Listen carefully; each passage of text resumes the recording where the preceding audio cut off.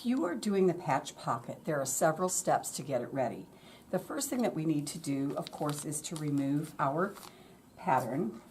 You can make two if you want to, or you can make one. It's up to you. I'm just going to show you how to do one. And because we cut two at the same time, I always like to look at the fabric to see if there's something in particular I want to kind of showcase. And if you notice, this car right here is more towards the center. If I use this car and tuck this edge under, then I'm going to cut off part of the front of the car. So I think I'm going to use this one, and I'm going to set that one aside. I might make two pockets, I don't know yet. All right, so one of the things you want to do is make sure your tape is in the middle of your piece of fabric. You don't want to have it near the edges, and you really don't ever want to put the iron over the top of it. So if I wanted to press here, I'm going to press so I go around it, but not over the top of it, because it makes the glue get really sticky on the back of the tape, and you can end up with a little stain.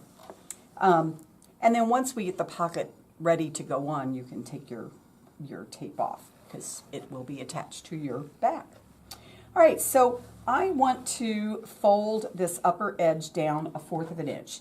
And to do that, I need a seam gauge and I need some pins. And so I am going to set it at 1/4 of an inch, which on a seam gauge is the second line in from the edge. There are a couple of different ways that you can do this. I'm going to show you both. One of them can be done without the iron at all. You can do it sitting at your table. And if there's a long line at the iron, you might want to do this so that you're not wasting time. Anyway, I put my seam gauge, I put the slider at the upper edge, and then I put the silver end, the metal end, near the bottom. And what I do is I want to make sure that that's 1/4 of an inch.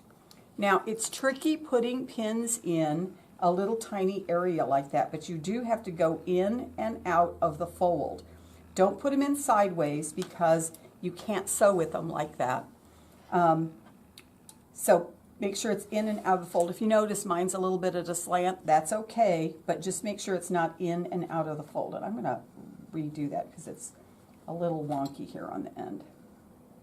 So in and out of the fold. All right, it just has to take a little bite of it. It doesn't have to take a big bunch. So we always do two ends first, middle, middle, middle. The reason why we pin that way is that people tend to push harder on the top than they do on the bottom, and if you go straight across, if you pin from one side to the other, you end up usually getting a little ear sticking out over there. So two ends first, middle, middle, middle. And if I'm going to do this at the table, I probably want to put about 5 pins in. All right, I would put in another pin here. I'm just going to demonstrate this a little bit, and then you can figure it out from there. I'm not going to put all the pins in. Actually, maybe I'll put one more in, and then I'll take them out when I show you how to press it with the iron.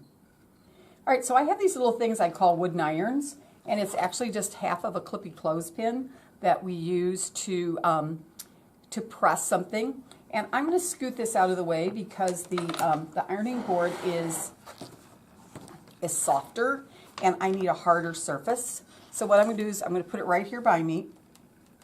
I'm going to take the clothespin and in my hand, my dominant hand, and I'm going to put my fingers on 2 of the pins. And I'm going to use the slanted edge, and I'm just going to move back and forth here. Now, I'm not digging into it because you'll end up stretching the top of your fabric if you do that. But if you just go back and forth a few times, you'll end up with a little crease in there. And that's really all you want. You want it to stay creased while you sew. All right? I took that pin out because I'm actually going to also show you how to do this on the ironing board. And we don't need quite as many pins to do that. So we still have the 2 that are on the end. And whenever we press and we have pins, we want to make sure always that we put a press cloth over the top. So press cloth, this is just a piece of plain muslin. There are different kinds of things that you can buy to make press cloths. I just tore a chunk off of the muslin bolt. And I'm pressing down right there. Okay? And before I press, I want to make sure that I've got that at the 1/4 of an inch. I had creased that a little bit so it helped me. And then before I press the next one, I'm going to mush it with my fingers just a little bit to keep it flat.